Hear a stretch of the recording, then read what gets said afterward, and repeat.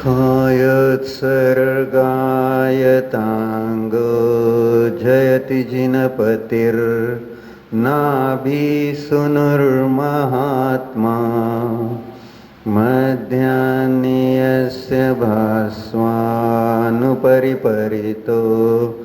राजते स्मोग्रमूर्ति चक्रं गरमेन्दनानामतिबहुदहतो दूरमादास्यवात् स्फुर्यत्सध्यानवन्ने रिवरुचिरतर प्रोद्गतो विस्फुलिङ्ग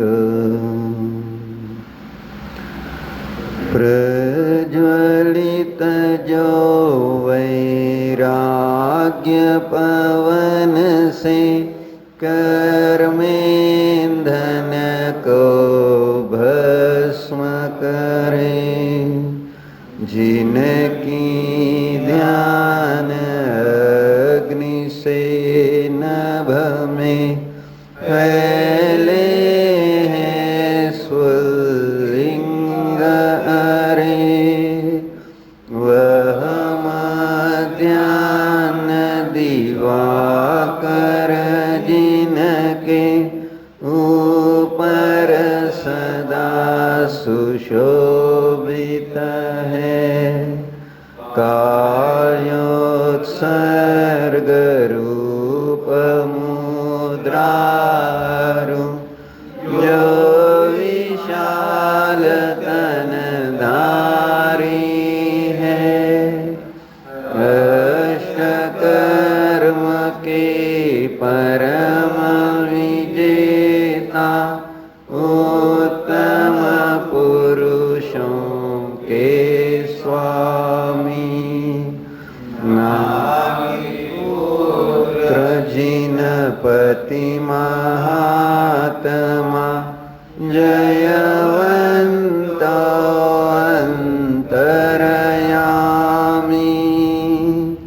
जयवंत अंतरयामी।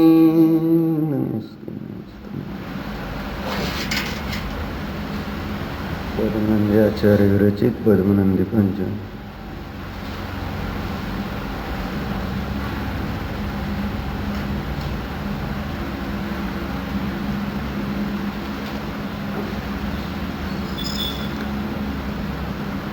चर्चा चालली होती की तत्व विचाराशिवाय खऱ्या सुखाची प्राप्ती होणार नाही. ज्याला खरं सुख प्राप्त करायचं आहे त्याला तत्वाचा विचार करावाच लागेल.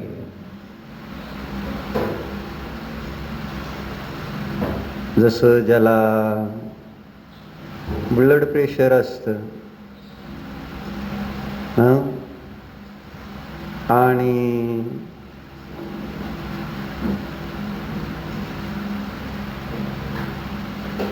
त्याला ब्लड प्रेशरची गोळी चालू आहे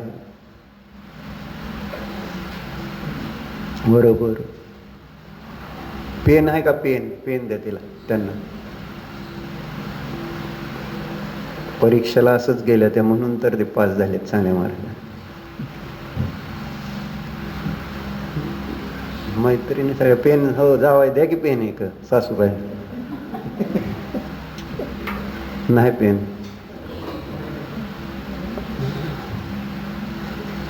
ते कोणाकडे पेन एक्स्ट्रा तर असायचं कारण नाही. बरं उद्या आणून ठेवतो इथं पेनचं पॅकेट. तर काय सांगत होतो, ब्लड प्रेशरची गोळी चालू झाल्यानंतर ती केव्हा बंद करायची असते?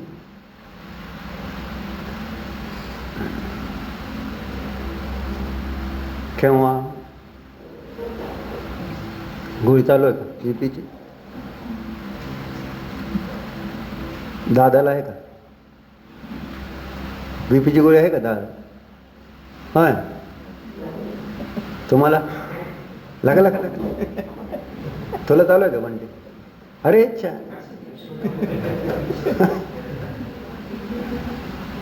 अनिल काकाला नसेल बघते. काय हाय होय? तुला आहे काय निशांत? नाही ना. तुम्हाला बीपीची गोळी चालू आहे?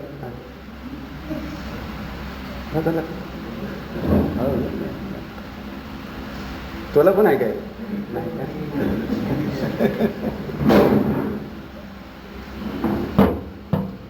तर तुम्ही डॉक्टरला प्रश्न विचारायचा, काय आहे ना, ही गोळी कधी बंद करायची?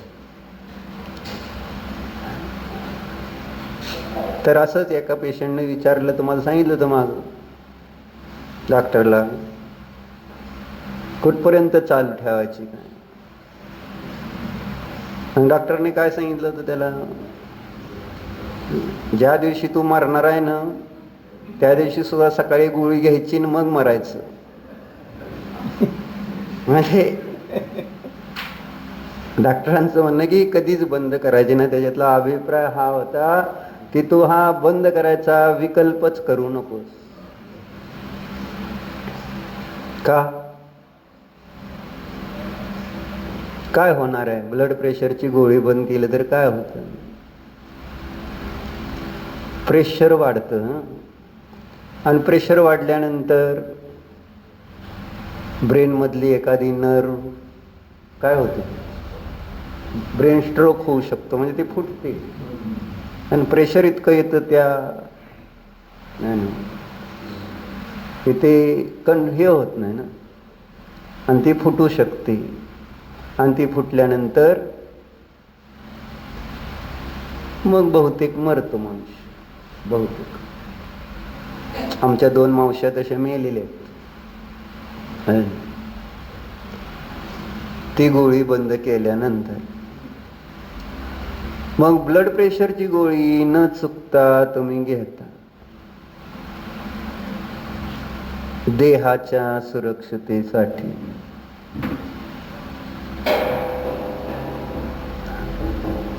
किंवा एखादा मानसिक रोगी असेल आणि काय म्हणतात त्याला, सायकिक असेल, सायकॅट्रिक आणि सायकॅट्रिक डॉक्टर असतात आहे.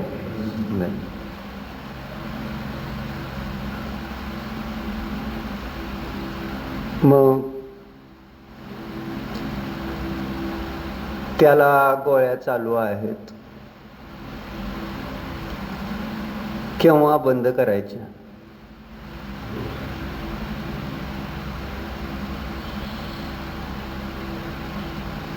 पण बहुतेक काय होतं, गोळ्या घेता घेता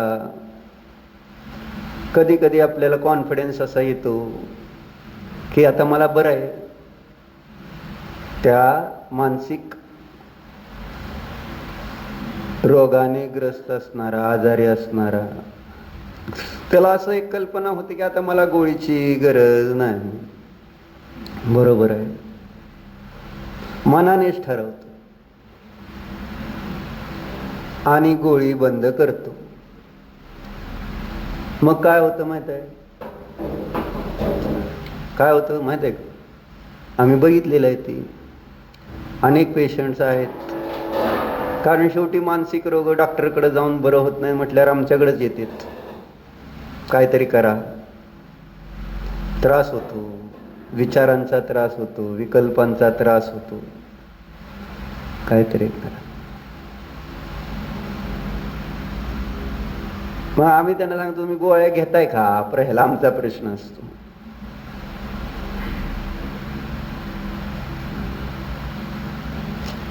म्हणजे बहुतेक हलगर्जीपणा होतो गोळ्या घेण्यामध्ये. कारण पहिल्यांदा आपण बघितलंय, सुरुवातच त्या मानसिक रोगाची अशी असते की मला मानसिक रोग नाही, या पद्धतीनंच सुरुवात असते.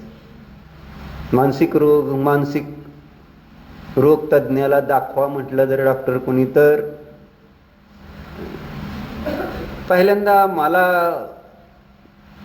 सायकिक प्रॉब्लेम आहे असं मान्यच नाही, मान्यच नसतं. कारण बरेच वेळा जे शारीरिक आजार आपल्याला भासित होतात, पोट दुखतं आहे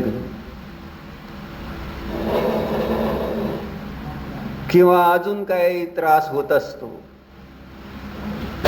डॉक्टरला दाखवते, डॉक्टर सगळं चेक करायला लावते, बरोबर, आपण पण सगळं चेक करून घेतो, डॉक्टर औषधं देते, मग त्या डॉक्टरकडे बरं नाही वाटलं तर दुसरा, तिसरा, चौथा, पाचवा, सहावा, न थकता, कंटाळा न करता, प्रमाद न करता आपण त्या दुखण्यामुळं त्रस्त झाल्यामुळं आम्हाला त्या दुखण्यातून मुक्त व्हायचं असतं. म्हणून जे कोणी जे काही सांगतील त्यांच्याकडून आपण आपलं इलाज करायला तयार असतो, करत राहतो. पण रोग जिथल्या तिथंच राहतो. रोग कुठं झालेला असतो? पोटात दुखत असतं का बिघाड बुद्धीत झालेला असतो? कुठं झालेला असतो? कारण आता शरीराच्या अपेक्षेने बघितलं तर सगळे रिपोर्ट नॉर्मलच येतात, बरोबर आहे का? सगळे रिपोर्ट नॉर्मल येतात का नाही? पण तरी सुद्धा मनात काय, मला काहीतरी होतंय, अशी एक डोक्यामध्ये आपण, म्हणून म्हटलं ना, चिंतन करत जर राहिलं, तत्वाचं केलं तर असले विचार येणार नाहीत. पण आम्ही सोपा उपाय करायला तयार नाही. तत्व काय सांगतंय, मी कोण आहे, शरीर कोण आहे, आणि हा संसार काय, हे भोग आहेत, संयोग काय आहेत, या सगळ्यावर थोडंसं मी भिन्न परभिन्न हे थोडंसं जर मनामध्ये चिंतन राहिलं निरंतर, ती चर्चा त्यांनी आत्मानुशासन आपल्या ह्याच्यामध्ये घेतली. का काल वाचून दाखवलं तुम्हाला कोणती गोष्ट माहित आहे ना? कालचा काय विषय होता? म्हणून लिहायचं होतं प्रफुल्ल. काल काय विषय होता? म्हणजे इथल्या श्लोकातले शब्द नाही आले तर चालतील, तुमचा भाव सांगा तुम्ही.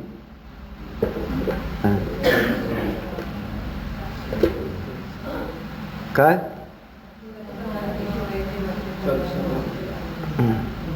काय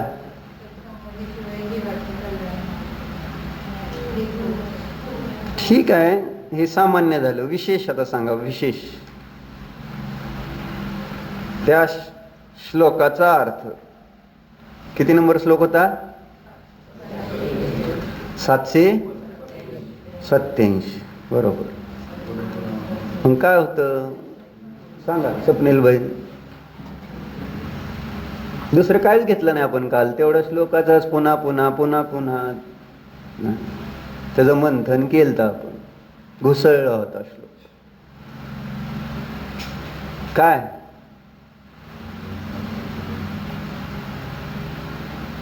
वृषल भाई,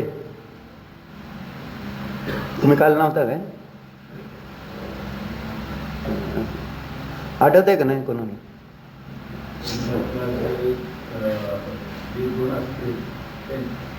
बरोबर आहे. कॉन्फिडन्स न सांगायचं, चुकलं तरी कॉन्फिडन्स न सांगायचं. मला वाटलं पाहिजे माझंच काय चुकतंय का, नेहमी कॉन्फिडन्स. म्हणून तुम्हाला सांगतो, गाडीवरनं कधी तुम्ही जाऊन दुसऱ्याला धडकला तर पडल्यानंतर उठल्यावर पहिल्यांदा ज्याला आपण धडकलो त्याला मुस्काडीत मारायची. म्हणजे बाकीच्यांना वाटते चूक त्याची आहे. जर तुम्ही जर घाबरला तुमची चूक नसताना तर तुम्हाला येऊन लोक मारणार. तुम्हाला पहिलं सांगितलंय उपाय. म्हणजे इतका कॉन्फिडन्स असायला पाहिजे व्यवहारात. चुकलं तरी सुद्धा म्हणजे समोरच्याला वाटलं पाहिजे की आपण बरोबर असून सुद्धा आपण चुकतोय काय, इतका कॉन्फिडन्स पाहिजे. नाहीतर मार खावा लागेल. काय परवडतंय बघा, आहे ना? म्हणजे कॉन्फिडन्स न आपण जर मारलं तर मार पण खावा लागत नाही, दुसऱ्याला समोर त्याला गपचूप मार खावा लागतो. सांगा आता, कॉन्फिडन्स न सांगा. काय चुकलं तरी काय नाही, आणि चुकणार नाही. तुमच्या शब्दात सांगा म्हटलं, तुम्ही इथले शब्द घ्यायला बघायला लागला. भाव सांगितला तरी चालतोय.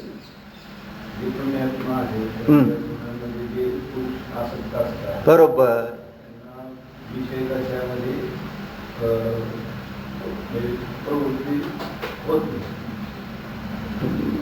पहिलं बरोबर आहे. ओळ दुसरी ओळ जरा म्हणजे आपलं तुमच्या मनाने लावली, म्हणजे चांगलं लिहिलंय ते पाहिजे.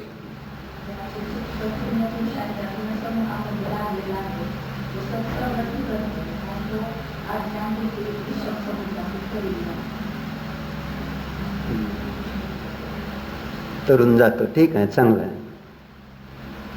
तर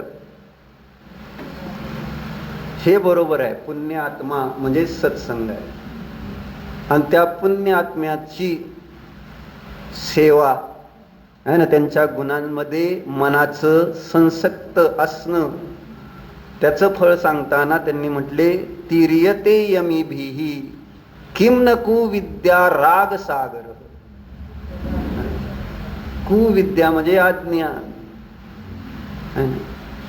अज्ञान रूपी रागाचा सागर, तो त्या ठिकाणी तरुण जाईल यात काय आश्चर्य, असं म्हणजे तरुण जाणार नाही काय असा प्रश्न केला ना, प्रश्नार्थक, अर्थात अवश्य तरुण जाईल. म्हणजे आम्हाला जी शंका येते की आपल्याला जमल का नाही आहे ना, हे सगळं सोडायला आहे ना, जमल का नाही, आपल्याला शास्त्र अभ्यास करायला जमल का नाही, म्हणजे नेहमी आमचा कॉन्फिडन्स डाऊन असतो. कुठल्या क्षेत्रात? धर्मक्षेत्रात. बरोबर आहे शरद काका? कॉन्फिडन्स कुठं डाऊन आहे? सुनीता काकी का आलं नाहीत सांगा? कारण तुमच्या दारासमोर फळी टाकली, आणि त्या फळीवरनं यायचं त्यांना अवघड झाले. बरोबर. आणि तुम्ही पण काल आला नाही, बरोबर आहे का? काल नाही तर पडचाल त्या खड्ड्यात फळीवरनं, बरोबर. काल दुकानात गेला नव्हता ना तुम्ही, मग फळीवरनं पडला नाही त्यावेळेस कसं चाललं मला नाही कळलं. म्हणजे शास्त्राला येताना बरोबर फळीवरनं पडतं माणूस, हे ते सांग मला कळलं. असं की तिथं घरासमोर खड्डा खाणलाय खोल 4 फूट, आणि त्याच्यावर एक बारकी फळी टाकली, आणि मग त्या फळीवरनं येताना जर पडलं बिडलं, शास्त्राला येताना पडलं तर शास्त्राला लोक नाव ठेवतील म्हणून आम्ही त्याच्यावरनं येत नाही, बाकी काय. बरोबर आहे का? पण दुकानात जाताना किती कॉन्फिडन्सनं चालत गेला त्याच्यावरनं. हे दुकानात जायचं म्हटल्यावर ते काय तार जरी असते का नाही, त्याच्यावरनं सुद्धा आपण बॅलन्स करून गेलो असतो. त्याला म्हणायचं कॉन्फिडन्स. म्हणजे सरकशीत तारेवर चालतेत ना.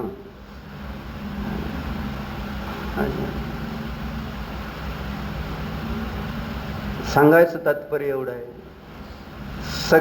सगळ्या संकटातून पार होण्याची योग्यता आहे सत्संगतीने, हे सांगायचं.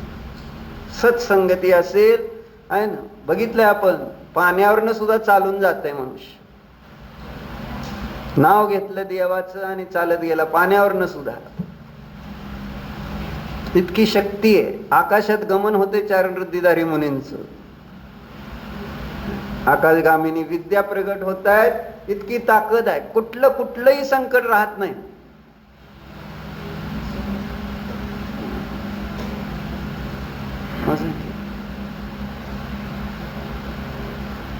पण हा कॉन्फिडन्स येणार केव्हा?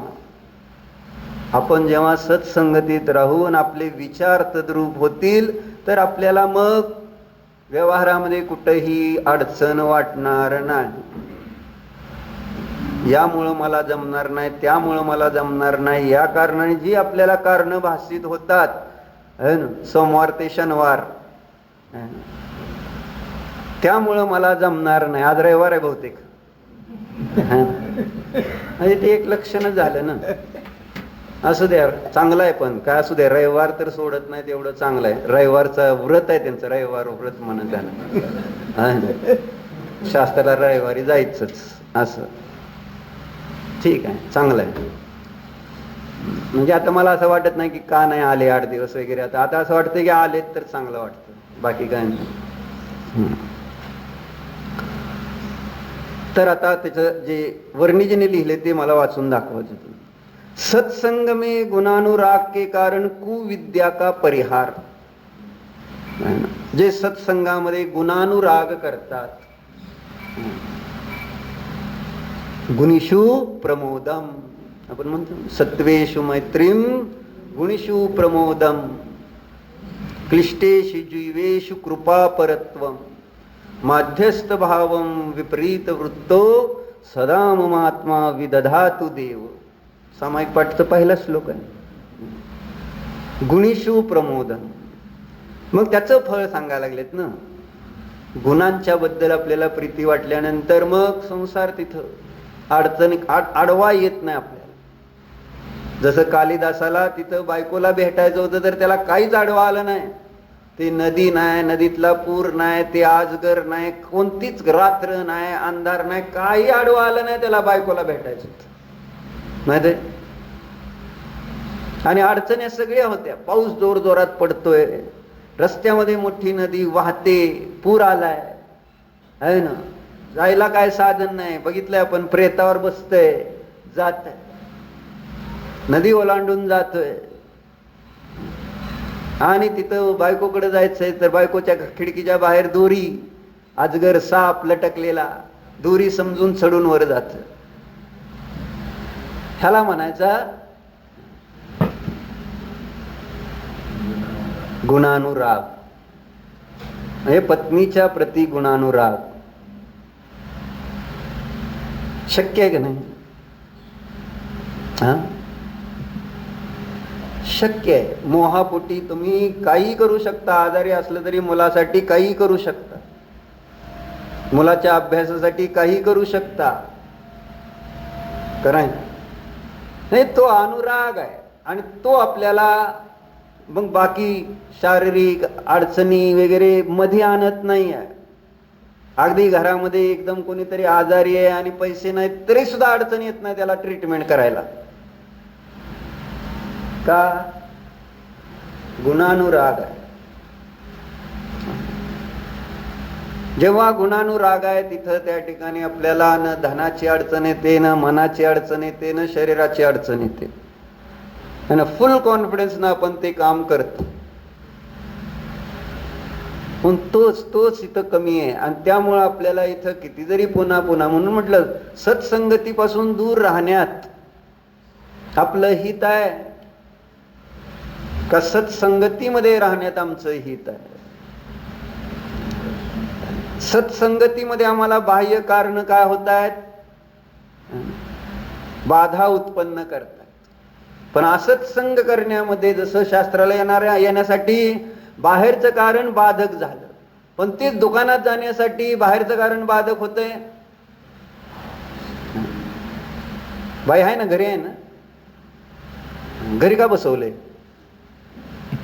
बसवलेच म्हणावं लागेल ना. आता तिथं कर्तृत्व घेणार का नाही? ती बसली म्हणणार. आता इथं काय म्हणणार? नाही, तीच नको म्हणती, तिलाच तर यायचं नको म्हणजे असं. बरोबर आहे का? पण तुम्ही कॉन्फिडन्स देता का तिथं? काय ना होत, चल मी धरतो, नाही पडत. बरोबर. आणि तीच जर त्यांच्या भावाला जर नातेपुतेत काय झालं तर चालणार नाही का त्याच्यावरून किंवा बाईला? मला हे सांगायचं म्हणजे आपल्यावर असंच संगतीचा किती पगडा, म्हणजे त्याचा किती दोषांचा किती अनुराग आहे. दोषांसाठी पाय लावून पळतो असं त्याला म्हणायचं. पाय लावून दोषांकडे कुठं पळतोय? समोर आग लागली त्याच्याकडे जर पळत चालल्या अगदी जोरात, अरे कुठं? तिथं जाशील, पडशील, मरशील, पुढं दरी आहे, पडशील खाली. हा, तिथं थांबायची तयारी. दोषांकडे जाताना थांबायची तयारी नाही, पण गुणांकडे जाताना मात्र आहे ना साध आहे ना, डास चावतेत म्हणून सुद्धा यायचं नाही. आपण कुठलंही कारण चालतं तिथं आहे ना. शिंक आली म्हणून आता मला शास्त्राला नाही जात, आणि कारण नसताना सुद्धा आपण कॅन्सल करतो. जर बाकी शिंक यायचं कशाला? बरोबर आहे का? जसं राहुल काल आला नाही समजा, कारण म्हणजे असं तुमच्या घरच्यांनी सांगितलं, झालं होतं लवकर राहुलबाईंचं तर. आता बाई म्हटल्यावर लक्षात आलं असेल तुला. नाही बायको नाहीच ना घरी, असं मग झालं होतं लवकर, मग का आलं नाहीत बरं, असा एक प्रश्न उत्पन्न केला. मग आता कारण काय होतं का, काय विशेष कारण? म्हणजे कारण नसताना सुद्धा मी त्या ठिकाणी सत्संगतीला सोडू शकतो असं मला म्हणायचं. म्हणजे त्याच्यातलं मला नुकसान भासितच होत नाही, कारण त्याच्यातनं मिळणार आहे ते जो फायदा आहे, जो आपल्याला गरजेचा आहे, कारण आपली बुद्धी खराब आहे. गरज आपल्याला आपल्या बुद्धीला नीट करण्यासाठी, म्हणून इथलं पुढचा श्लोक सुंदर घेतलेला आचार्याने. तसा तर आहे ना, कुठलं घेतलं बरं? हा, 789 नंबरचा श्लोक आहे. वाचू काय? बघ काय लिहिलं. मिथ्यात्वादी नगोतुंग शृंगभंगाय कल्पितः विवेकः साधु संगोत्थो वज्रादपि अजयो नृणाम, असे शब्द वापर. आता तुम्हाला कळलं नाही मला माहित आहे, मग अर्थ वाचून दाखवतो. काय दिलंय? मिथ्यात्वादी नगोतुंग शृंग भंगाय कल्पितः, असा शब्द. भंगाय कल्पितः विवेकः, असं शब्द जोडायचा. मग काय म्हणले कि मिथ्या दर्शन आदि रूप पर्वतों की उन्नत शिखरों के खंडन. कशाचं? मिथ्यात्वादी है ना, पर्वतों के उन्नत शिखरों का खंडन करने में समर्थ कौन है, ही चर्चा. पण मला मिथ्यात्व खंडित करायचं नाही, मला माझं अज्ञान खंडित करायचं नाही, मला माझा संयम नष्ट करायचा नाही, मला माझे दोष संपवायचे नाहीत, हीच माझी अडचण आहे. कारण मी असंच संगतीमध्ये इतका रमलोय की मला दोषच गुण भासित व्हायला लागले. बरोबर आहे का तेजस? काल त्याला म्हटलंच होतं, म्हटलं नाही आला तर बायकोला सांगतो, आज आला लगेच. कशामुळे आलाय? म्हणजे सांगायचं तात्पर्य, दोषाला नष्ट करण्याची भावना. कारण माझ्या आजूबाजूला सगळे दोषीच. माझ्या आजूबाजूला कोण आहे? मला दिसतंय कोण? आणि मला माझ्यापेक्षा जास्त दोषी बघायची सवय आहे, त्याच्यामुळे मी स्वतःला कधी दोषी मानायलाच तयार नाही. आजूबाजूला दोषी दिसते, पण त्याच्यामध्ये कोणत्या दोषींकडे पाहतो आपण? जे माझ्यापेक्षा जास्त असते. आणि त्यांना बघून मी काय ठरवतो? मी तर चांगला आहे.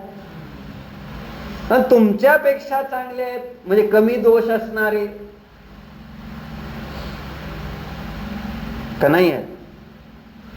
मग त्यांच्याकडे आपली दृष्टी कधी जाते का? आणि दोष कोणाकडे बघितल्यानंतर निघणार आहेत? दोषींकडं का गुणी जे आहेत त्यांच्याकडे पाहिलं? कोणाकडे? दोषींकडे बघून आम्ही आमच्या दोषाला, आजपर्यंत आमचा संसार न संपण्याचं कारण केवळ आपण आपल्या दोषांना पुष्ट करतो आहे ना. मी त्याच्यासारखा नाही, मी चोर नाही, मी खोटारडा नाही, मी कसाई नाही, मी व्यभिचारी नाही, असं कुठेतरी आपण स्वतःला पाहत काय ठरवतो की मी तर चांगला आहे, मी तर चांगला आहे, मी मंदिरात जातो, मी शास्त्राला जातो आहे ना, मी जीवांना असं काय अभक्ष खात नाही, मांस मदिरा सेवन करत नाही, मी चांगला आहे. बस एवढंच. आणि असं म्हणून मग आपण ठरवतो की मी गुणी आहे, गुणी आहे. तुलनेमध्ये जरी असलं तरी त्याचा अर्थ पूर्ण निर्दोष नाही ना. पूर्ण दोष संपलेत का? आणि दोष कुठले आहेत हे सांगितलं ना आचार्यांनी. अरिहंतांचे 18 दोष कोणते माहित आहेत का?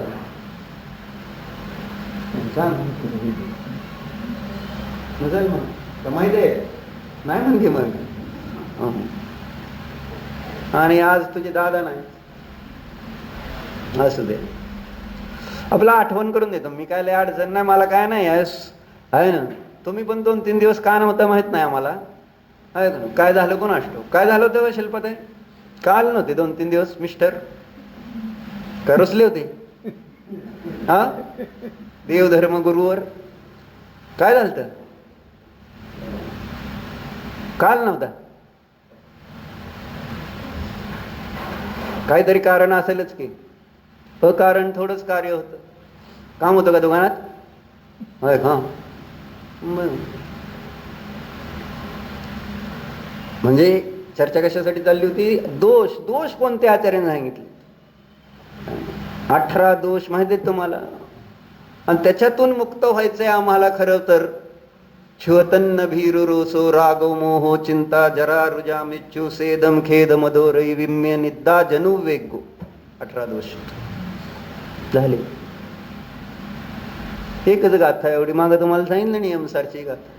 श्वतन्न भीरुरोसो रागो मोहो चिंता जरा रुजा मिच्चू सेदम खेद मधोरई विम्य निद्दा जनुवेगो. 18 दोष झाले. याच्यातून आपल्याला मुक्त व्हायचं. क्षुधा, तृषा, भय, रोष, राग, मोह, चिंता आणि रोग, मृत्यू, स्वेद म्हणजे घाम, खेद, मद म्हणजे मान, रती, विस्मय, आश्चर्य, निद्रा आणि उद्वेग, असे हे 18 दोष आहेत. जन्म आणि उद्वेग झाले का 18? लिहायचेत का तुम्हाला? सांगतो लिहा. आणलेत वह्या तर लिहून घ्या निदान. अरिहंतांमध्ये असणारे 18 दोष. नाही सॉरी, अरिहंत निर्दोष आहेत म्हणजे 18 दोषाने रहित. बरोबर, जागा आहे तुम्ही मला बघायचं. अरिहंत 18 दोषाने रहित असतात. मग ते 18 दोष कोणते आहेत ज्यांनी ते रहित आहेत? है ना. क्षुधा आहे ना, तुम्हाला येत आहे क्षुधेचा अर्थ कळतो. तृषा, तृषा म्हणजे तृष्णा, तहान. तिसरं काय? भय. भय. चौथं रोष आहे ना. रोष आहे ना म्हणजे क्रोध. लिहिलं का? राग, मोह, चिंता, म्हातारपण,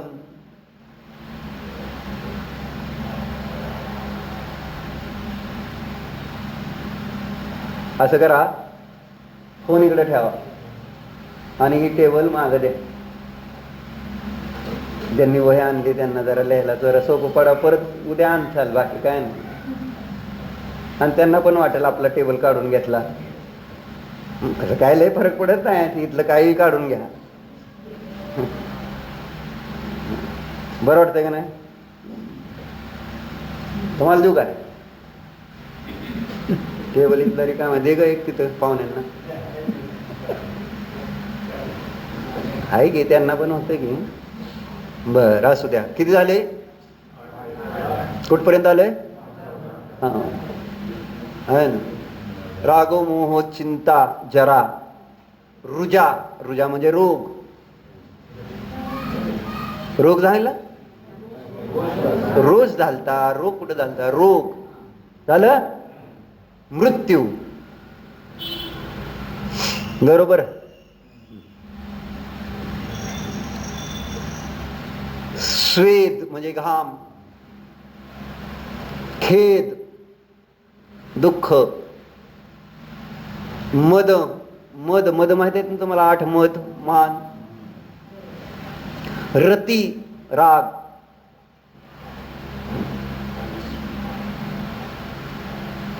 विस्मय म्हणजे आश्चर्य. निद्रा झोप, जनु म्हणजे जन्म, आणि उद्वेग झाले 18. हे आहेत 18 दोष.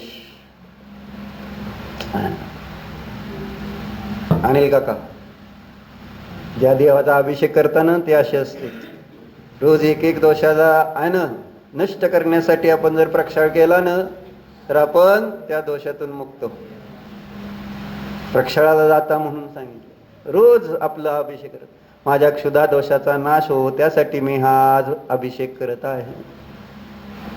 म्हणजे अष्टद्रव्य चढली पाहिजे असं काय नाही. ही एक पूजाच आहे. प्रक्षाळ करणं, प्रदक्षिणा घालणं पूजाच आहे.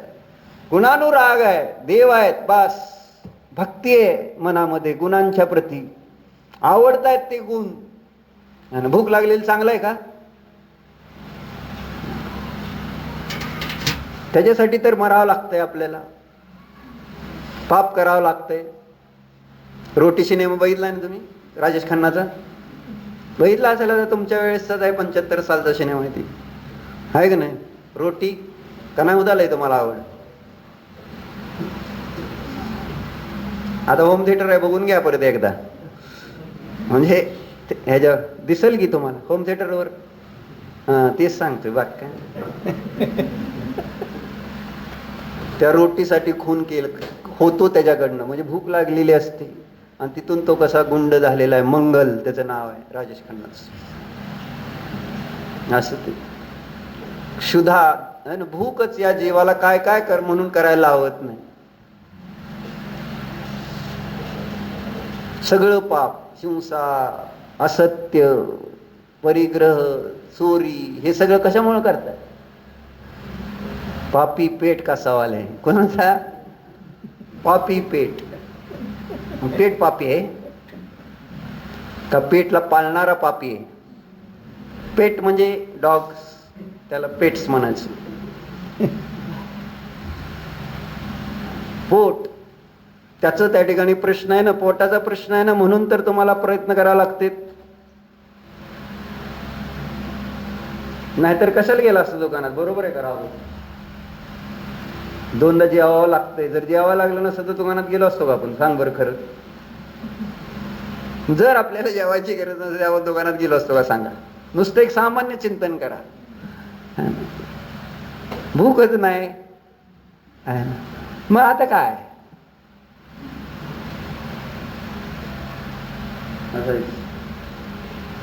म्हणून तो दोष आहे. तो दोष नष्ट करण्यासाठी मी हे काम करतोय. तुमच्यामध्ये तो दोष राहिला नाही म्हणून त्यांची ती संगती आपल्या क्षुधा दोषाच्या नाशाचं कारण झाली पाहिजे.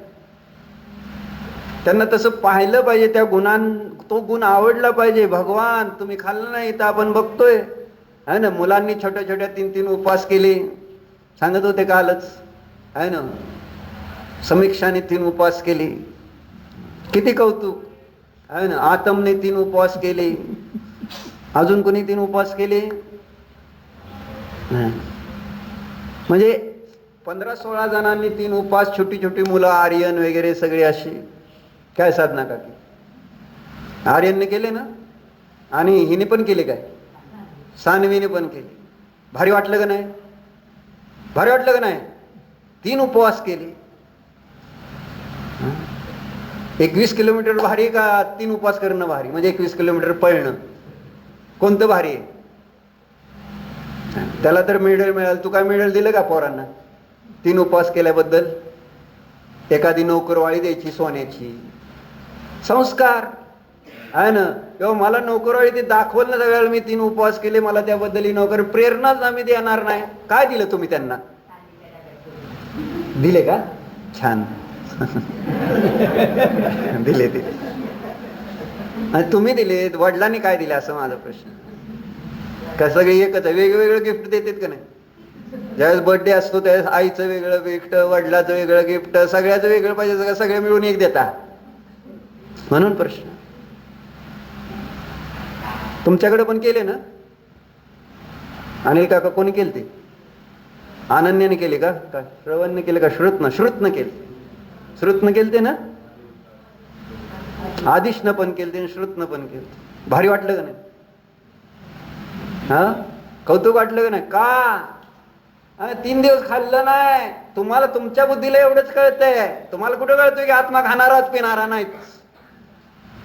आत्मा खाणारा पिणारा नाही हे कळलंच असतं तर मग असं त्यात आश्चर्याची गोष्ट नव्हती. पण मला एवढं तरी कळतं आपल्याला महिमा त्याची नाही का? 3 दिवस लहान मुलं उपवास करतात, 3 दिवस खात नाहीत म्हणजे भारी आहेत. 3 दिवस भुकेवर कंट्रोल केला.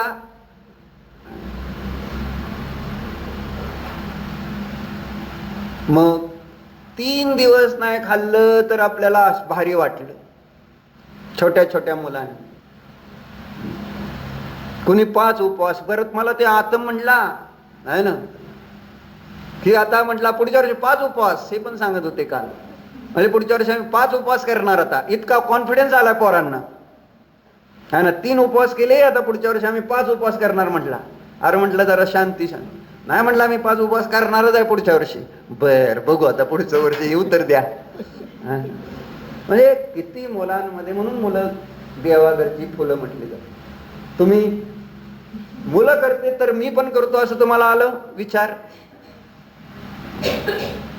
ठीक आहे, त्यांच्याबरोबर आपण पण करू. त्यांना उत्साह आला नसतं, सगळेजणच जर आहे ना उपवास केले असते तर काय अजून उत्साह द्विगुणित होतो.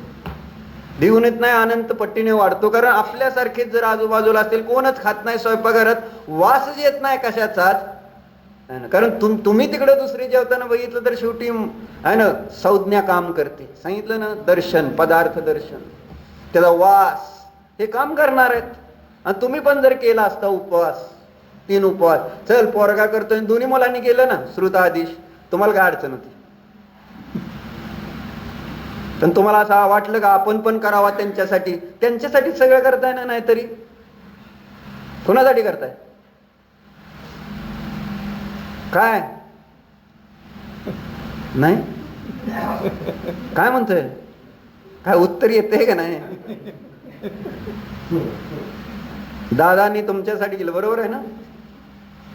आणि तुम्ही आता त्यांच्यासाठीच करताय ना. मग त्यांच्यासाठी उपवास करता आला नसता आपल्याला? आला असता, पण आपण म्हटलो कशाला उगीच. नाही, आपल्याला सहन होत नाही. अरे त्या मुलांकडे बघून तर आपल्याला तेवढं वाटायला पाहिजे होतं का नव्हतं? यांना जमतंय. आयुष्याने केलते का नाही 5 उपवास? किती केलते? 5 केलते ना. मग तुम्ही गेले? तुम्हाला असं वाटलं ती करतोय तर मी त्याचा बाप आहे, मी 10 करून दाखवतो, 5 दोन्ही है ना.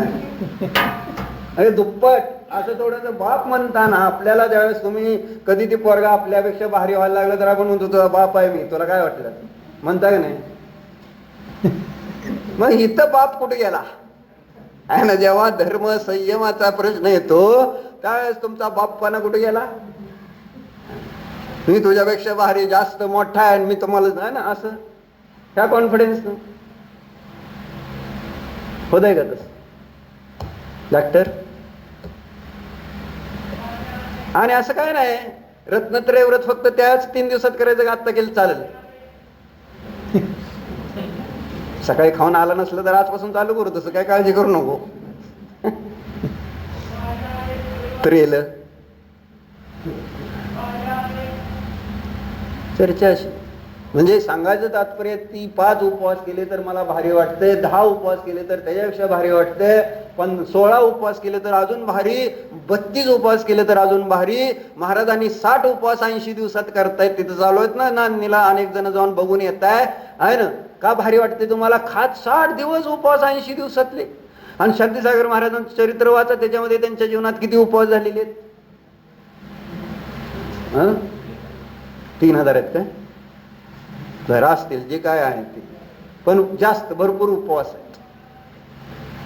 मग हे तुम्ही दुसऱ्याचं बघताना तुम्हाला आश्चर्य वाटतं, भारी वाटतं. मग ज्या देवाची आम्ही प्रक्षाळ करतो, पूजा करतो, ते तर त्या दोषानेच रहित आहे, भूकच लागत नाही त्यांना. मग तो दोष, त्या दोषाने रहितची महिमा आल्यानंतर त्याचा प्रक्षाळ करताना तुम्हाला ते येणारच भाव की माझ्या पण अशा दोषाचा नाश हो. हे सगळं आहे याच्यातलं गणित. हे समजलं तर आपल्याकडनं ते देवदर्शन, त्या देवदर्शनाचा मला लाभ फायदा होणार आहे. पण काय नाही, देव आहेत है ना. कोण अष्टद्रव्याने पूजा करतंय, कोण विधान करतंय, कोण काय विशेष करतंय, अजून त्याला जसं कळतंय तसं करतंय. पण विवेक, विवेक महत्वाचा आहे.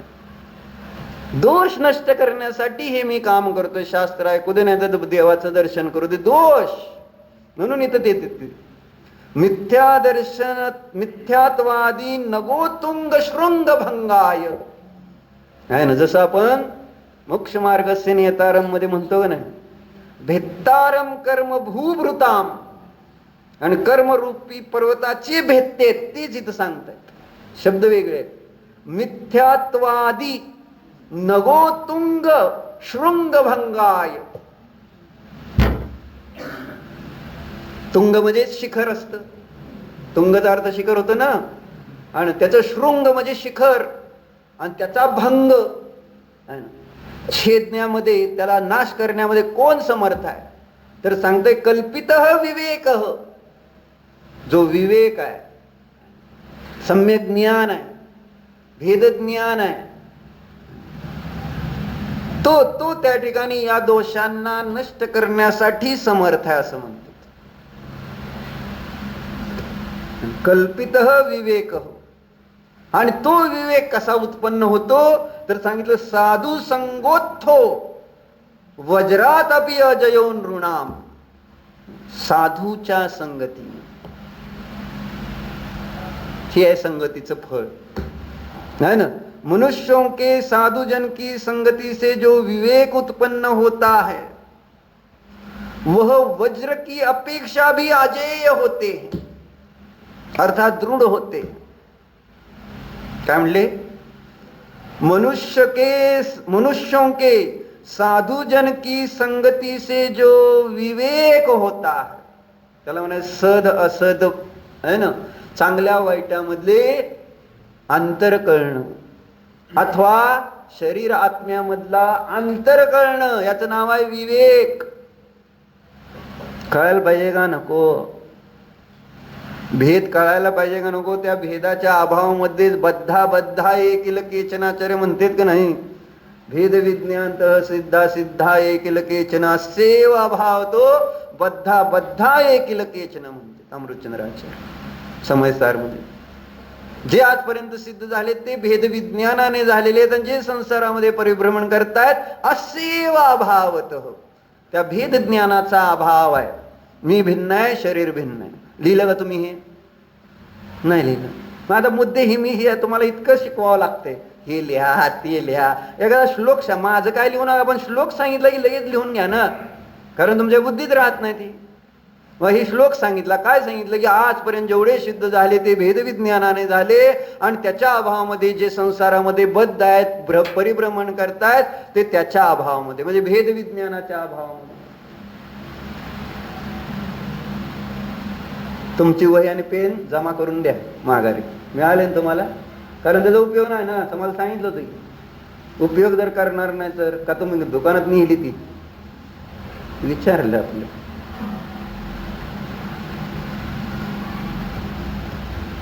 विवेक महत्वाचा किती, आणि आमच्या अजून हे लक्षात येत नाही की त्याच्यात किती मोठा गुण आहे. म्हणजे आपल्या सगळ्या दुःखाला नष्ट करणारा, सगळ्या दोषाला नष्ट करणारा गुण आहे भेदज्ञान. मी मी मी आणि हे सगळं संसार, शरीर, भोग, कर्म, राग, द्वेष सगळं माझ्यापासून वेगळं आहे. ही जर विवेक आपल्यामध्ये जागृत झाला तर आपल्याला अशांती, दुःख, आकुलता स्पर्श तर करेल का सांगा? तुम्ही प्रयोग करून बघा, प्रयोगाशिवाय याची अनुभूती येणार नाही. मी सांगतो म्हणून नाही कळणार, प्रयोग करावा लागेल. हे खरोखर जर बुद्धीमध्ये भेदज्ञान राहिलं तर काय चमत्कार घडू शकतो. ही चर्चा मला वाचायची होती. सत्संग में गुणानुराग के कारण कुविद्या का परिहार. आणि इथं काय सांगितलं? सत्संगामुळं काय झालं? मनुष्य के साधु जन की संगति से जो विवेक उत्पन्न होता. गरज कशाची आहे? विवेकाची गरज आहे. विवेकाच्या अभावामध्ये तर हे सगळे अडचणी आहेत.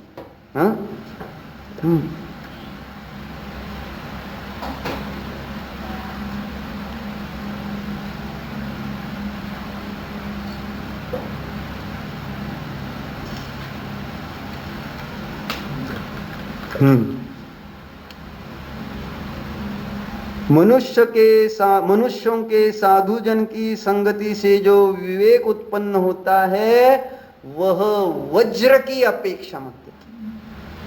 वज्र की अपेक्षा भी अजेय है. वज्र हे कोणाचा हत्यार आहे माहिती आहे तुम्हाला? वज्र एक हत्यार आहे. हत्यार म्हणजे एक शस्त्र आहे. आणि अशी शस्त्र ठराविक, जसं आता आपण बघतो ना व्यवहारात, शंकराकडे त्रिशूळ असतं, त्या नारायणाजवळ चक्र, सुदर्शन चक्र असतं, बलरामाजवळ तसला ते आहे ना नांगर असतो, बरोबर आहे का नाही? तसं वज्र हे कुणाचं शस्त्र आहे? काय लागतं? बरोबर, इंद्र स्वर्गातला जो इंद्र आहे ना, त्याचं ते शस्त्र सांगितलं गेलेलं वज्र.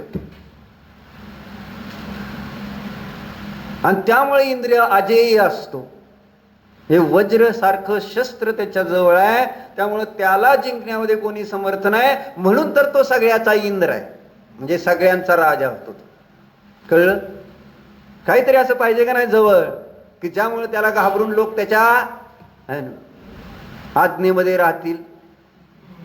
इंद्राजवळ असतं वज्र नावाचं शस्त्र, ज्याच्या म्हणजे इतकी ताकद आहे त्या वज्रामध्ये आहे ना, असे मोठेच्या मोठे पर्वत फोडण्याची तोडण्याची ताकद असते. असलं असतं ते वज्र, माहिती आहे तुम्हाला? आणि इथं सांगतायत वज्रापेक्षा कठोर हत्यार कोणतं आहे? विवेक. तेच वाचतंय ना. आणि परत एकदा वाचतो आहे का? मनुष्यों के साधू जन की संगती से. तुमच्या लक्षात येत नाही? आम्हाला आपली चर्चा चाललेली आहे साधू जनाच्या संगतीत, आणि आम्ही साधू जनांपासून पळून यायची प्रयत्न करतो. काय बॉस, बरोबर आहे का? कारण आम्हांनी काल म्हटले, मी सगळ्यांना हे महाबळेश्वरला गेलते का नाही, मग मी त्यांना 3 दिवसाचं प्रायश्चित दिलं होतं. अम्मांकडे जायचं म्हणून सगळे पूर्ण करायला गेलेत, बाकी काय नाही. त्यांना अगदी आवडीनं गेलेत असं नाही. आता 3 दिवसाचं प्रायश्चित तर पूर्ण करावं लागलं प्रायश्चित घेतल्यावर. मग आम्हा काय म्हणले माहिती आहे का? आहे ना, हे चुकीचंच केलं जितूबाईने म्हटले. आम्हांना निरोप मिळाला. हा आम्हांकडे सगळ्या बातम्या जातात, तुम्ही असं समजू नका. आहे ना, तुम्हाला वाटतं की काय कळत आहे, आम्हाला सगळं कळतं. मग आम्हा म्हटले असं कसं काय प्रायश्चित दिलंय? 30 दिवसाचं द्यायला पाहिजे प्रायश्चित म्हटले. आम्हा विचारा त्यांना, म्हटले का नाही? 3 दिवसाचं प्रायश्चित कसं चालतंय? नवऱ्यांना सोडून गेल्यामुळं असं आम्हा म्हटल्या. तुम्हाला सांगतो आपलं 30 दिवस. किती दिवस? 30. हा म्हणा, 30 दिवस आम्हाकडे राहते म्हणून. डेअरिंग होती का? मला माहित आहे ही आज आहे ते. राहू दे का 30 दिवस आम्हाकडे तयार. मला माहिती कुठला नवरा असं म्हणणार नाही, कारण आहे ना सुनील पाहुण्याने म्हणूनच भारती बोलला, जा बाबा, किती अडचण असली तरी जा. आहे ना, फलटणला शिबिर आहे, जा बाबा तू. त्यांना माहित आहे काय आहे ती सगळं. पण आता हिथं राहण्यापेक्षा आणि त्रास देण्यापेक्षा तिथं गेलेली चांगलं. सुनबाई पण म्हटले तिच्या अडचण असून सुद्धा, जा बाबा तू तिकडं. आणि तिला वाटत सगळे एवढे मला अनुकूलता देते, मग मी त्याचा जायला. असं एक भ्रम होतं, बाकी काय नाही. बरोबर आहे का? म्हणजे असे आपण समज करायचे असते. एवढे मला अनुकूलता देतेत. आता कोणी बुद्धी विवेक आहे का? तेव्हा घरात आपली सासूबाई आजारी आहे ना, सुनबाईला अडचण आहे, आणि तरी सुद्धा आपण शिबिराला झालं तर ते म्हणणार की नवरा म्हणणार आहे, सून म्हणणार आहे जावा. पण इथं विवेकाचा अभाव म्हणाला. आणि समज काय एवढी आपल्याला म्हणते जावा जावा, अनुकूलता देते, मग आपल्याला मग नको का जायला? हे काय प्रकार आहे? म्हणजे फुटता विवेक चक्षु. आपण वाचलं, ऐकलं तर नाही? त्या धनीरामला का काय ते गुणीरामला आहे ना, 3 रुपये आणि नाचणारीला 300. असं आहे ते. एकदा विवेक चक्षु फुटल्यानंतर मग काय कळत नाही काय चांगलं आहे काय नाही. आता डॉक्टर मला काल सांगत बसले, त्यांच्या पेशंट एक आला असेल कुठंतरी, त्याला लागलं. आता आम्हाला सांगून त्या पेशंट बद्दलचं कौतुक, मग मला तर जावं लागतंय. अरे बरं जाणारच आहे तू, आम्ही म्हटलं जाऊ नको किंवा काय करलं म्हटलं तरी अगदी अशा पद्धतीने सांगत होता की किती महत्वाचं असतं माझं काम, तुम्हाला काय कळतं त्याच्यातलं. म्हणलं आम्ही कुठे विचारलं तुला, तुझा पेशंट कसा आहे, टीबीचा आहे का 25 वर्षाचा आहे का कसा कप्पा, मग त्यांनी मला सगळ्या गोष्टी सांगत बसलाय. मग इकडं सोय, आता मला काय करायचं त्याचं मला सांगावं. पण आमची एक तर गोष्ट ऐकतो का ती नीट, आता ऐकायला लागलाय ही चांगली गोष्ट. म्हणजे म्हणून मला कधी कधी कशा होती की बाबा तुम्ही माझी एवढी सेवा करता आणि माझी सेवा तुम्ही करून घेत नाही म्हटल्यानंतर मग मी नालायक ठरतो ना. म्हणजे आणि मग आहे ना, जसं सेवा केली आणि मी जर तुम्हाला विचारलं नाही तर तुम्हाला काय कृतज्ञपणा वाटेल का नाही. मग कुठेतरी उपकार फेडले तर पाहिजेच का नाही. नाही कृतम उपकारम विस्मरंती साधव असं म्हटलंय का नाही. केलेले उपकार सज्जन पुरुष विसरत नाहीत. मग ह्याचे डॉक्टरचे आमच्यावर उपकार आहेत, समजा तुमचे सगळ्यांचे आमच्यावर उपकार आहेत. मग आता उपकाराची परतफेड मी कशी करू शकतो, तर तुम्ही स्वाध्याय ऐकायला सांगतोय तुमच्यासाठी की ज्याच्या माध्यमातून विवेक जागृत होईल, तुम्हाला कळेल तुमच्या संसाराचा नाश होईल, जन्म मरणाचा नाश होईल आणि क्षुधा तृषा दोषांचा नाश होईल. याच्यासाठी थोडं ऐका म्हणतो. तुम्ही माझं नाही ऐकल्यानंतर मग मला नाही का राग यायला पाहिजे. तुमचा अनादर तर तुम्हाला मान कशाय दुखवतो, माझा अनादर म्हणजे धर्माचा अनादर केला तर मग. पण धर्माने असं करायचं नसतं. धर्माने कुठल्याही परिस्थितीमध्ये समता भाव ठेवायचा आहे ना, त्यांनी चिडून चालत नाही. बरोबर आहे, खरं आहे, हे खरं आहे, यात काय शंका नाही. त्यामुळे मी पुन्हा पुन्हा क्षमा मागतो सगळ्यांची, आहे ना. म्हणजे माझ्याकडनं अशी थोडीशी विकल्प होते की शास्त्राला काय येत नाहीत, शास्त्र का बुडवायचं असं रोज वाटतं. जर एखादा चुकवला ना, मग विनाकारण चुकवल्यानंतर त्रास होतो आणि त्यात फळीवरनं न चालता आल्या म्हणून प्रॉब्लेम हे आहे ना. म्हणजे शास्त्र का बुडवतेत असं वाटतं, बाकी काय नाही. सोमवार ते शनिवार का बुडवतं असं वाटतं मनातनं. पण हळूहळू मी आता कंट्रोल करायला लागलोय. आणि अंकुश, विवेकाचा अंकुश असू दे. रविवारी तर येतेत ना, चांगलं बागू. आणि ज्या वेळेस येते, जेवढं येते जेवढं करतेत, कारण पंचम काळामध्ये एवढं करणं सुद्धा अतिशय दुर्लभ आहे. कारण आजूबाजूचे जीव बघितले किती कुठं कसे काय आहेत, त्याच्यातनं तुम्ही निदान शास्त्राला तुमच्या वेळेनुसार कसं का होईना करून येताय, ऐकताय, आहे ना. त्याला 100 मार्क आहेत, नव्हे 100 पैकी 200 मार्क. चांगलं आहे. त्यामुळे ही दृष्टी ठेवली तर मला पण शांती आहे, तुम्हाला पण शांती आहे. आणि माझ्यामध्ये संक्लेश झाले तर तुम्हाला संक्लेश होणार. त्यापेक्षा मी शांती ठेवली, मला काय नाही, ठीक आहे, आले, चांगलं आहे. ज्या दिवशी जो दिवस येईल, जे असतील आणि चांगलं म्हणून आपण त्या ठिकाणी ग्रहण करणं गरजेचं आहे. त्यामुळं आपल्या मनामध्ये संक्लेश होत नाही. नाहीतर येत नाही येत नाही येत नाही येत नाही येत नाही येत नाही म्हटल्यावर काय होणार. मग त्याचा उपकार मी पण करून घ्यायला आहे ना. जसं आहे ना, जेवायला का जात नाही कोणाकडे पाहुणे तुम्ही, तर आपल्या घरी जेवायला बोलावं लागणार. बरोबर आहे का. म्हणजे आजकाल सगळ्यांचा हा प्रॉब्लेम आहे. कोणी कोणाच्या घरी जेवायचं कारण नाही याचं कारण काय, जर त्यांच्या घरी जेवलं तर परत माझ्या घरी पण कधी आले तर जीव घालावं लागेल. आता हे तुमच्या डोक्यात नाही असलं, पण हे कुठेतरी बॅक ऑफ द माइंड पडलेलं आहे. आणि त्यामुळं कोणाला बरं नको नको नको नाही, घरी आहे नाही काय, कोण नसला तर बायको नाही त्यांची नाही ना, मग मी म्हटलं जेवायला या नाही. आता तिथे एक स्वाभिमान आहे ना. मी कुठं सुद्धा जात नसतो. अरे उलट राहुलला म्हणालो, राहुल जेवायला तरी मी आज, बायको नाही माझी पण नाही. आपण दोघं दोस्त आणि चिवडा खाऊ मस्त. झालं चिवडा झाला तिखट, असं होतंय ते. आणि कोण बोलवायला तयार नाही. म्हणून म्हणत होतं की बाबा चालू करा एक जेवणाचं, पण तो पण नाही. म्हणून त्याच्यातनं पण बरं ठीक आहे, जेवढं करते तेवढं सांग. म्हणजे आपण संकलेश करून काय आपल्या पुण्याचा उदय आहे, धर्माचे पण ते ऱ्हास होणार आहे, असे परिणाम बिघडत जाणार आहेत. म्हणून जेवढं आहे तेवढं चांगलं बघू. जर व्यवस्था इथं असती तर काय आनंदाने जेवली असते. नाही तुमच्या घरी तुम्हाला जमत, खरं तर किती मोठा लाभ मिळतो अतिथी संविभाग, अतिथी देवो भव म्हणून किती पुण्य मिळतं तुम्हाला. भोगभूमीचा बंद त्या क्षणाला होतो एखाद्याला जीव घातले प्रेमाने. ते नाहीच म्हणणार आहे कोणी असू दे किती, पण आपण आग्रह केल्यानंतर त्याला आपल्या आग्रहावर डिपेंड असत. ते नाहीच म्हणतो पण आपण नाही जी यावं लागलं. परवा आमचा भाऊ आला होता गुलाजबाईकडं, मग त्याचं सासरवाडी त्याची पोरगी इथं दिली आहे ना. मग नेमकं 4:30 4:45 माझं जेवण चाललं होतं. माझं जेवण झाल्यावर थोडे 10 मिनिटं गप्पा मारले, जातो. मग ते पण बरं जावा आहे ना. म्हणजे आता बाबा आता ती जेवायला बसणार होता, जेवणाचा टाइम झाला होता आणि त्याला पण जेवायचं होतं, जातो. बरं जा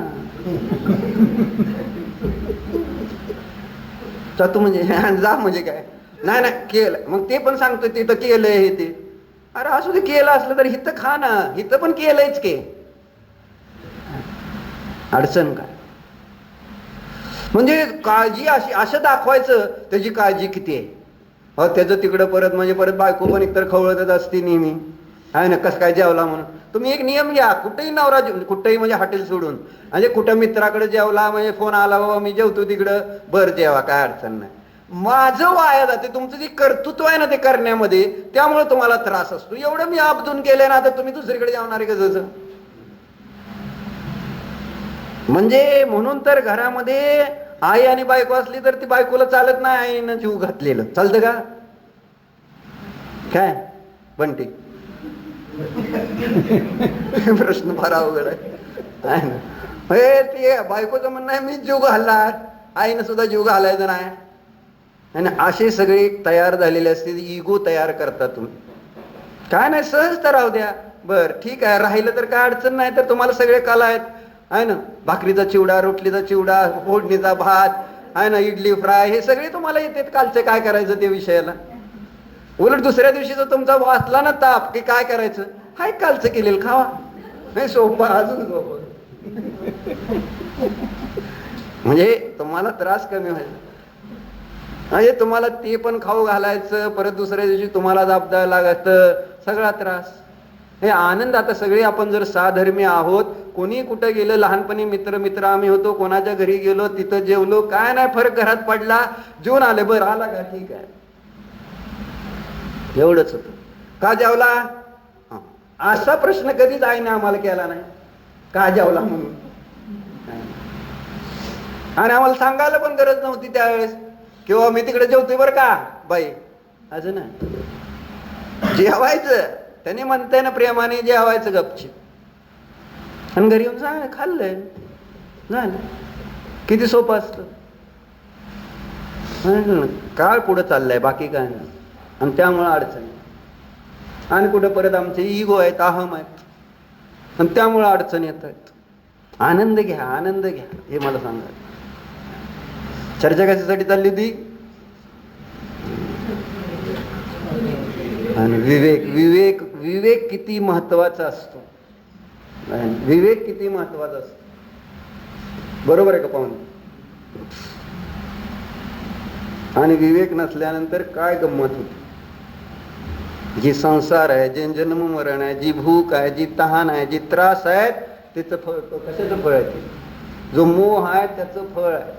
विवेक जर पहिल्यापासून ठेवला, मी भिन्न आहे सगळे भिन्न आहे, मी भिन्न आहे सगळे भिन्न आहेत, कशाला त्रास होईल. पण कधी तसं नाही, उलटच. आणि मी आणि ते एक, मी आणि ते एक, एक एक एकत्व ममत्व, एकत्व ममत्व, मग दुःख पण भूक लय एकत्व करतो तर काय नाही, काय नाही, काय नाही. म्हणजे हे वस्तुस्थितीत जर आपण म्हटलं ना, त्याच्याकडे डोळे झाक करायची सारखी. नाही नाही नाही, असं नाही, असं नसतं, असं नसतं. असं कसं सांगता तुम्ही ते पराबरोबर ममत्व एकत्व करायचं नाही. आमचेच आहेत ते, आम्हीच आहे ते, आम्ही त्यांना कसं सोडायचं. नका सोडू, कर्म सोडवतं. कर्म सोडवतं. त्यावेळेस गपचीप सोडावं लागेल, आणि त्यावेळेस दुःख भोगून सोडावं लागेल, संकलेश करून सोडावं लागेल. आणि त्याचं पुढं फळ पुन्हा आहे ना वैर. जेवढा जास्त एकत्व होतो तेवढं जास्त वैर झालेलं आहे. हे आमच्या लक्षात येतच नाही. जरी आपल्या समोर उदाहरण आहे सुकौशल मुनींचं, वाघीण झाली नाही आपण लक्षात येत. राग आहे त्याचं दुसरी बाजू द्वेष आहेच. तुम्ही आज म्हटलं माझं नाही नाही नाही नाही नाही नाही नाही, तयार राहा द्वेषाला, तयार राहायचं ही व्यवस्था. आणि म्हणून हे शिकून जर विवेक आला, म्हणून इथं किती छान दिलं, मनुष्य के साधु जन की संगति से जो विवेक उत्पन्न होता है वो वज्र की अपेक्षा से भी अजेय होने से, वज्रापेक्षा स्ट्रॉंग सांगतो. मिथ्या दर्शन आदि रूप पर्वतों के उन्नत शिखरों के खंडन का कारण होता है. काय सांगावं अजून आता यांनी, ह्याच्यापेक्षा जास्त काय नाही. फार सुंदर दिलेलं असतं. ओम नमः चिंतन करा आणि आपल्या ज्ञानामध्ये विवेक जागृत करायचा, विवेक ठेवायचा प्रयत्न करा. ओम नमः.